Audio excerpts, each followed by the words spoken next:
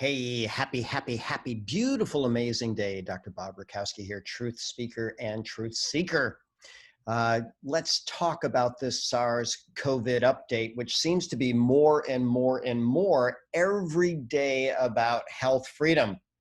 So I guess the question is, do you want to control what's in your body or your children's body, or are you going to rely on the government and the influence of people that may not have your best interest in mind?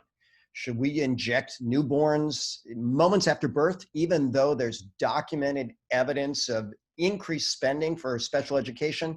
Look that one up. Baby boys vaccinated for hepatitis B at birth, 900% more spending on special education. So remember the old flatten the curve analogy? Well, we see what respiratory viruses do. We have them every single year. They start in the winter, they peak, and then they're gone by summer. They peak and they're gone by summer. Look throughout history, every known respiratory virus does that. So this is Professor Witkowski, great immunologist. He says, look, we've already seen this before. We've had SARS, we've had MERS. This would have already run its course. This would be gone. I mean, completely gone. Herd immunity in place. But remember, they basically said, no, don't spread this virus around. And remember, the original argument was we wanted to save beds in the ICU. But what did we find out? Ventilators actually killed people. I want you to look that up. Ventilators killed people. It was not the right intervention. It actually aggravated the lungs and created a bunch of problems. Ventilators killed people. So the policy killed patients, and the lockdown is killing, according to economists, many more than the virus ever could. So, hey, we could be approaching herd immunity, but this was a picture of Fauci and his buddy Bill. They go back a ways now. You know, they're good friends for a long time. These guys are definitely in on it together. What did Fauci say? I hope we don't have so many people infected that we actually have herd immunity. The great news is I believe the protests have put us together in many ways, right? We all want to stand against injustice. We all want to stand for equality. But the great news is in standing together, we shared some viruses, and that's really, really, really awesome.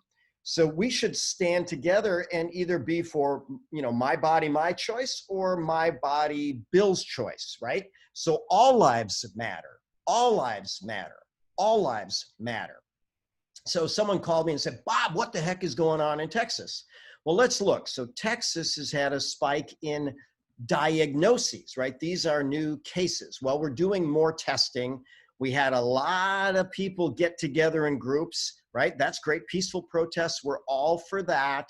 And guess what? They shared some viruses. But take a look. If we draw a straight line right across the daily average, because this goes up and down, up and down, up and down, up and down, up and down, the daily average has been the same since about early April. So that's deaths, by the way, that's deaths. So we have more and more people getting infected, fewer and fewer deaths, or the same amount of deaths. So more people infected, same deaths, more people infected, same deaths. Well, what does that mean? It means that either the virus is losing its virulence, it's probably mutated 75 times. That's a strong possibility. Or, you know what, maybe we've already had people, many people infected like this. Infections are about the same, but the death rate is much less than we thought. So let's look at the world, right? So we see diagnoses going up, deaths going down, diagnoses going up, deaths going down. The death rate is going down. When we look at death rate from infectious disease, one pandemic, 1918, what's a pandemic? It's a spike in death rate. I've showed this many times. The global death rate is down. The global death rate is down. And that's in spite of policies that are killing more people than the viruses. And what about respirators and masks? This is a 2006 article, the American Journal of Infectious Control. The N95 fitted properly still allows 300 nanometer particles to pass through.